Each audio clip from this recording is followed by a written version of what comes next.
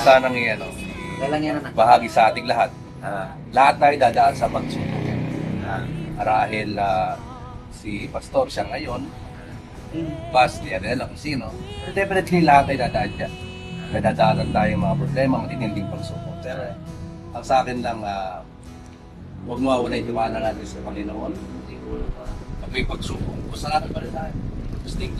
I-take natin, sabi ko nung nakaraan, i-take natin yung pain as blessing. Amen. Kasi sabi ko nga, iba-iba ang pain, iba-iba yung trials and tribulations sa buhay natin. Pero kahit na may pagtuturo, may harap na yun. Nabili natin testimony, yung mga bagay-bagay na nadaanan natin. Diba? Kasi sabi nga, pag mas matindi daw yung pagsubok, mas matindi ang testimony. For His glory. Blessing. Pero huwag tayong tumingin din sa blessing. Tumingin tayo din sa nag-bless sa atin. Kaya nga, let's put it in proper perspective. Sa proper state, sabi ikaw, how do we walk in God's way?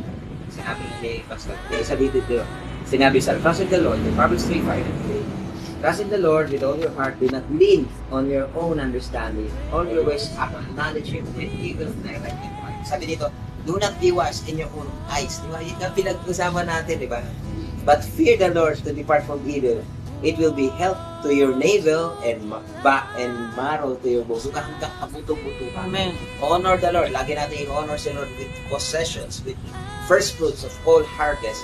Then your barns will be filled with plenty. And my son, sabi ko sa 11, do not despise the discipline of the Lord. Yung sinasabi ko kanina.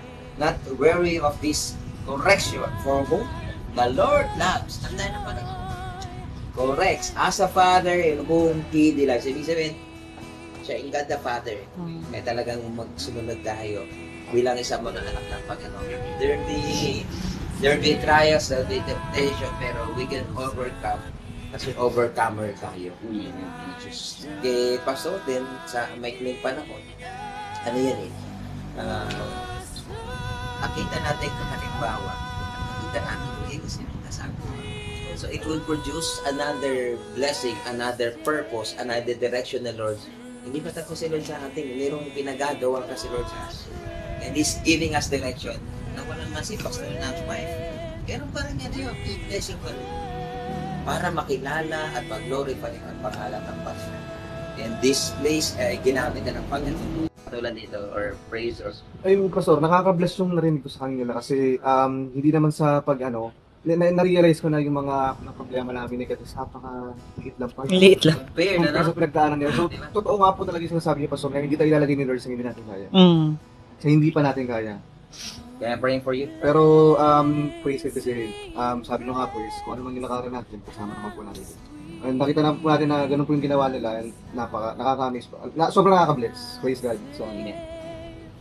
At kasama natin na, God bless them. Ito dyan ang December Mass. Dito tayo sa Antipolo tayo. Antipolo. Worship din tayo. Kung gusto nyo sa Daligdig po. Doon si Doktora mag-worship sa church natin. Hindi ko po church si Lord.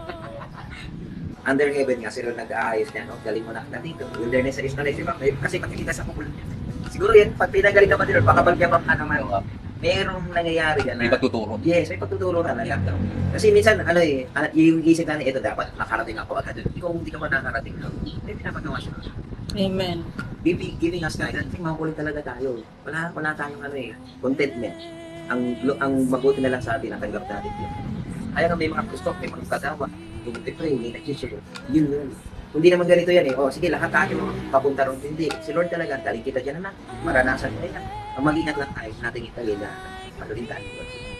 Kasi most of the time, we disobey. Pero kakabilang pinagdaanan ng mag-asawa. They still obey. Amen. Dapat tayo ganito. Dapat nagkukumpay. Nakaka-challenge din dahil si Pastor ay nabigyan siya. Ngayon pa rin. Si Lord, asan pa yun? Meron. Si Lord pantay. Sa ibang tao, Lord, nakakainis sa parang injustice. Pero si Lord may hapat. Si Lord may hapat. May place and love sa mga tao. Napakilala naman yung nangyari dyan. Bakit nangyari na yan? Mayroong dahilan para makilala ang pangalan ng Panginoon. Amen. Saka hindi dito paramihan, dami yan. Yung talagang nagtiis siya, it's a genuine faith. And Lord, ito yun eh. Saka mali yung worship natin lang, yung worship natin, tama din siya na. Nag-worship ba tayo kasi? Masarap buhay. Yan lang.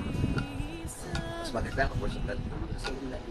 Kasi actually test. Yung lumalabas yung true words. Yan. Yung lumalabas, anak ko ba talaga to? Drama-drama lang. Anak ko ba to? Titigil. Never stop. Kaya yung based on acting, as sufficient yun para sa atin. Kahit sila, hindi ko kilala lang kami ng gusto. Kahit siya rin, hindi ko kahit si Ate. Ganun sila din. Hmm. Yeah,